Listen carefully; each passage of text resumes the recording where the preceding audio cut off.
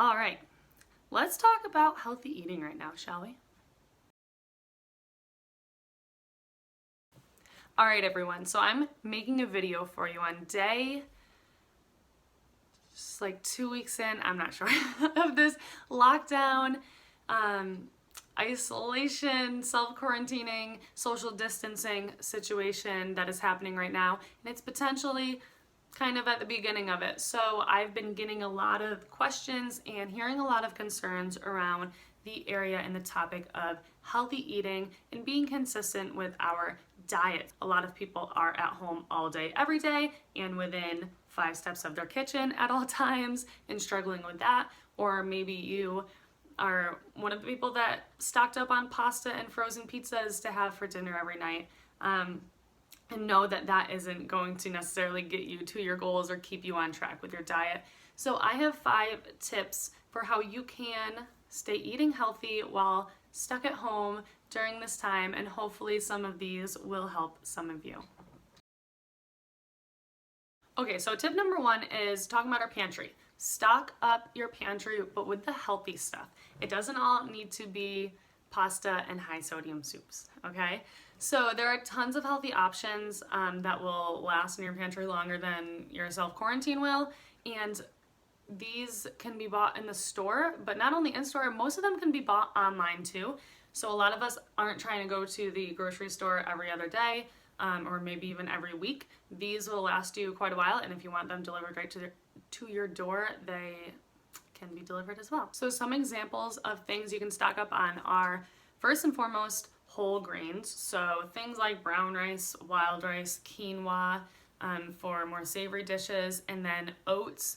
Whole rolled oats for breakfast are a really easy, cheap, and super nutritious meal. You can add a lot of variety to your oats with different fruits and nuts and flavors, and do them hot or cold. Canned options. So we do need to be a little bit conscious with these because a lot of them can be higher in sodium and added like preservatives, but things like beans, chickpeas, you can find them without salt added, without preservatives added.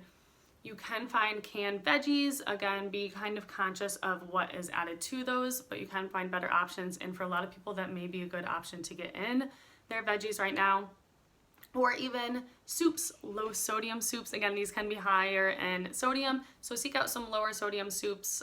They can be an easy kind of go to lunch or dinner. Other things are nuts and seeds, great to have on hand for either, adding to your oats in the morning if you're having those oats, or just a snack throughout the day for some healthy fats. Almonds, cashews, walnuts, pumpkin seeds, chia and flax seeds to add into smoothies and oatmeal to get those omega-3s are awesome. Non-dairy milk to stick into your pantry.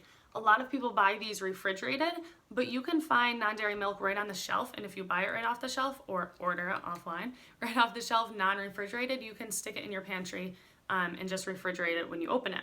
If you are somebody who would tend to just stock up on the pasta and have it for lunch and dinner 7 days a week, is to maybe opt for some higher protein pastas. So most of us now have heard of chickpea pastas, lentil pastas, brown rice or quinoa, all different options. Banza is a really great brand that a lot of people know now.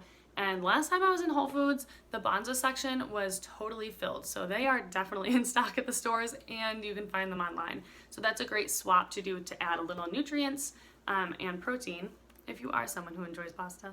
Okay, next up is your freezer. Tip number 2 is fill your freezer. There are more options than you think there are. All right, there are so many things that you can freeze, and not only from the frozen aisle. So a lot of us obviously know that we can freeze proteins or frozen veggies or fruits that we would buy in the freezer section. But keep in mind that you don't have to buy frozen to freeze something and have it stay good for a long time. You can buy fresh products and just freeze them yourself. First thing that I've done when I go to the grocery store is check out what they have in the frozen section.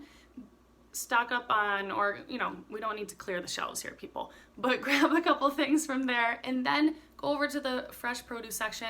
Chances are there's a lot more options there. Things like dark leafy greens, kale and spinach, you can freeze yourself. Berries, bananas, peeled bananas, chop them up, stick them in a Tupperware container, stick them in the freezer, great for smoothies or oats or whatever. You can chop up and slice peaches and mangoes to freeze. Lots of antioxidant and vitamin rich foods there that you can stick in your freezer. But then veggies too, you can do chopped peppers, chopped onions to use in whatever savory dishes, sliced carrots or broccoli or cauliflower. You will want to blanch these before you freeze them, but you can do those as well. Even my favorite that I have recently learned about is avocados. You guys, you can freeze avocados once they're ripe so that they last. You don't have to worry about them going bad. You can, when your avocado is ripe or nearly ripe, you can freeze it. And then when you're ready to use it, you run it under warm water and then just leave it out for like 20 to 30 minutes. And then you just peel the skin right off and you have an avocado ready to go. Other freezable products that you can buy are things like broths, low sodium if you can find them, or make your own. Pasta sauces, soups, tofu, obviously meats and seafood you can freeze, and then bread as well. Obviously we want to opt for a little bit of a more nutrient dense bread, so a bread like Ezekiel bread or another sprouted whole grain bread is a really good option that you can possibly even find in the freezer section like we do, but if not, you can freeze it yourself. Salted bread. Okay, now for tip number 3, we're getting away from how to actually stock up your kitchen. Facing your cravings, dealing with your cravings head on, because if you're home all day every day now, you're probably finding that you're craving a little salty snack and you're craving a sweet throughout the day and you're craving something crunchy and you're just munching all day long. And you need to face these head on to actually be able to deal with them in a sustainable way. So beyond making sure that you're actually keeping something healthy on hand for yourself to snack on, there are a couple ways to deal with facing your cravings. First is learning to break down your cravings. This is a little bit trickier and takes practice and time, but very important to actually deal with them long term rather than just using willpower to try to avoid them day to day. So really paying attention to when you're finding yourself craving something or reaching for something, before you eat that full sleeve of Girl Scout cookies, literally pause and take a breath and be mindful about what's going on. A lot of us may feel stressed, maybe feeling a lot of emotions right now, and that's coming through in food cravings and emotional eating and stress eating. We literally have to stop ourselves and think, what am I feeling? Am I actually hungry, or is this just some emotional, some impulsive thing coming through, right? Pay attention to that. And when I say actually stop and take a breath, I mean actually stop and take a breath. Be mindful about what you're feeling in those moments so that you can deal with them head on. A couple examples of this would be, maybe you've been sitting on the couch all day and you haven't actually moved a lot, and then you think, oh, I want to eat something, I want to chew on something. Maybe your body isn't craving something to eat, maybe your body is craving movement or physical activity. Go for a walk, do some yoga, dance, just move around a little bit and give your body a physical job to do.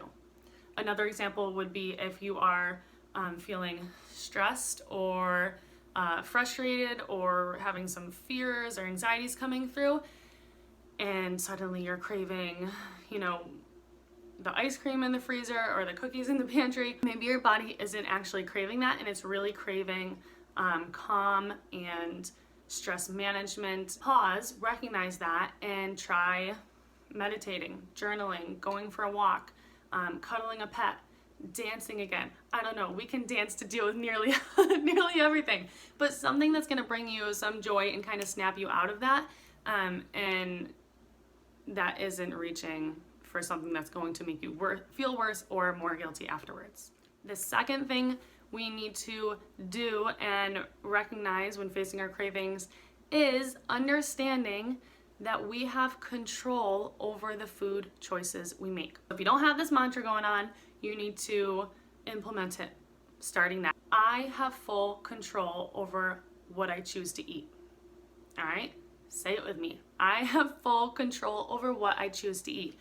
Understand that you are fully in control of your food choices. Every choice we make, our reality, comes down to our mindset, even the food that's on our plate. So if you understand and you start telling yourself and believing yourself that you do have control over those food choices, then you will start to take back actual physical control over those food choices, over your cravings, over whatever you're feeling and your mind is telling you you need at the moment. If you know that you don't need it and you take a second to realize that you have control to say no and to opt for something else that will actually benefit you, then you can begin to make those choices. Again, this is something that you need to practice at and be consistent with, but really incredibly important when wanting to make long-term change with our nutrition and especially those cravings. Okay, tip number 4 is talking about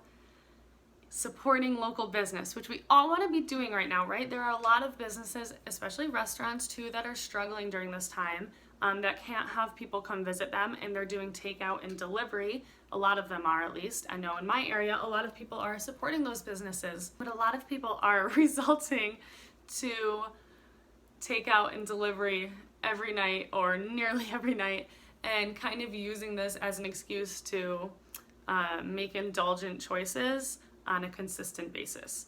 So one, understand that we can support local without eating out every single, or eating in every single night. We can buy gift cards, or we can at least just space out how often we're eating. If you wouldn't be actually going out to the restaurant every night, then maybe choose a few or a couple or one special night of the week when you're going to support that business and do takeout or delivery. The other thing to keep in mind is that eating from a restaurant does not equate to having to have a cheat meal, right? We do not have to order the most indulgent thing on their menu. It doesn't have to be pizza every time, or wings, or deep fried whatever, or Alfredo this and that. It doesn't have to be that from the menu. There are healthier options. You can opt for a salad. You can do sides of veggies to kind of crowd out that other not so healthy stuff. If you're gonna order a pizza for each person, maybe share the pizza and start with a large salad instead. There are healthier options. You can find balance when eating out. It does not have to be the craziest thing on their menu. And my last tip is something I'm like a broken record about. Tip number 5 is hydrate, hydrate, hydrate, hydrate. Drink your water, people. Drink your H2O. It is a foundational element of our overall health, and it can help you to regulate your hunger and your cravings, especially during this time. So even if it's not super hot out and we're not feeling the need to always be chugging down water because of the heat of the summer, you know, we're not in that yet, still just as important to drink your water. Hit about half your body weight in ounces of water per day. So if you weigh 160 pounds, aim to hit about 80 ounces of water, give or take. It gives you something to aim at. And when we're home, there's kind of never an easier time to do this because you can always have a glass of water at hand. So keep one at your work desk, keep one on the coffee table, on a coaster, of course, and just be conscious about drinking enough water throughout the day. If you have a bottle or a glass that you know is, say, 20 ounces or however many, do the math, figure out what you want to be drinking in water per day, and say, well, I need to drink 3 of these or 4 of these by the end of the day. Make it a little challenge, make it somewhat fun, I guess, but just either way, drink water. So those are my 5 tips on how to eat healthy and be consistent with your diet while staying home during these crazy times. And keep in mind too that your health blueprint, everyone's diets, their bodies, their schedules, their goals, everything is different, and what works for one person isn't going to be the solution for the next person. All right, so if you need help figuring out what your individualized health blueprint or healthy habits look like, let me know and let's talk about it. That's what I do, that's what I help people with. So especially now more than ever, it's so important. All right, again, stay healthy, and if you have any questions, let me know. Bye, guys.